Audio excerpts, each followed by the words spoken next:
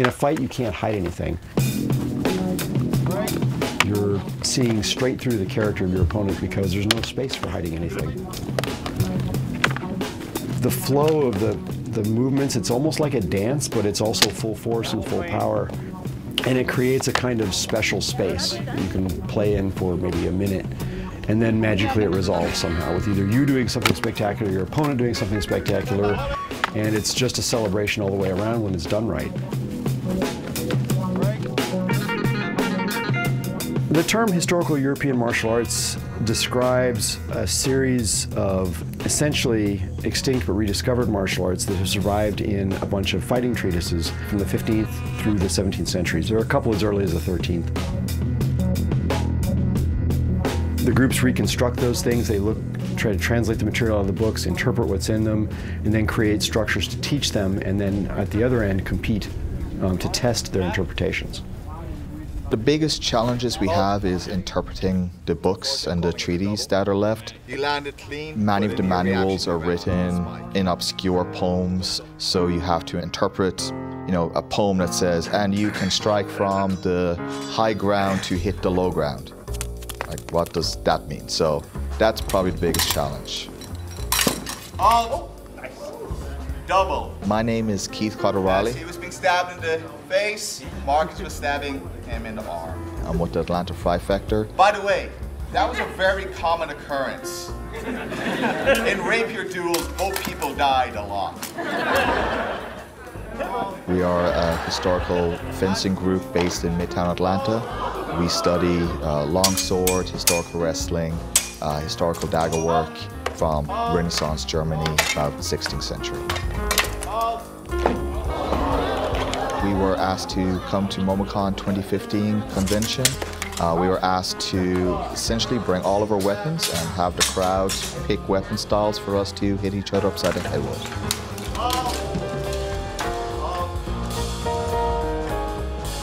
My name is Brian Johnson. I'm the local group leader of the Schola Saint George, which is a group that studies and practices the historic European martial arts of northern Italy from 1380 to 1420 as practiced by an Italian swordsmaster named Fiore de' Liberti.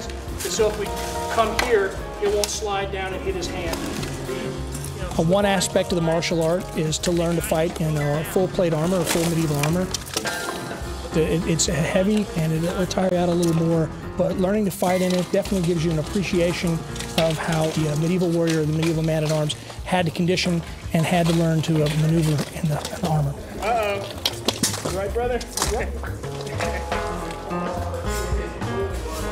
I'd say the biggest hurdle to actually getting into historic European martial arts is just how new and distributed the art is.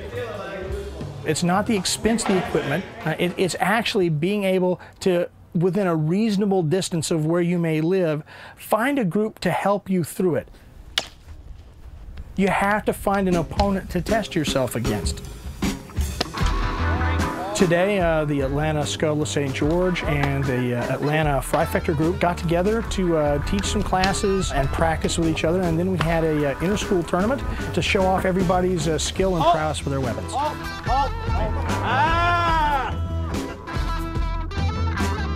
Historically, you would have seen probably the full spectrum of weapons in a given tournament. The new materials, nylon, polyethylene, things of that sort, can give you a lot of the same performance without the impact.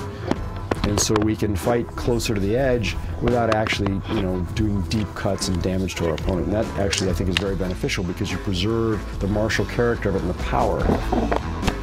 Touch or flag football quite frequently, you trip, and you occasionally get knocked down. It's no more beating than I've ever seen anybody taken in a community field hockey league.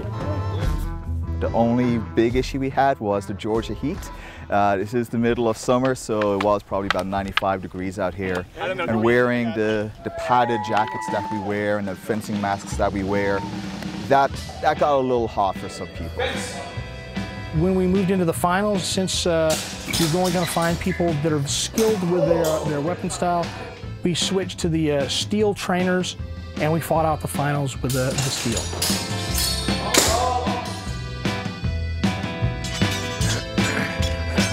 I'd like to know why students are coming in, and mostly they tell me that they've had a sort of a romantic attachment to the sword since they were little. Now it evinces through things like Lord of the Rings or Star Wars or fantasy literature or something.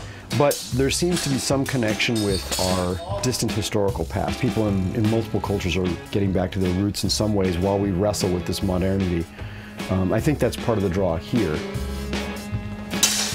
And so I think it's a blend of sort of our romantic ideals of what chivalry we think it was, and sort of a chance to exercise that while also engaging in a sport that's a lot of fun. And it celebrates the whole spectrum of chivalric virtues, so courtesy is expected, but also is hard fighting. And so when that happens, you've experienced the joy of combat, you give a salute to your opponent, and the fight's over. And then you go back to your regular life and do whatever it is you're going to do.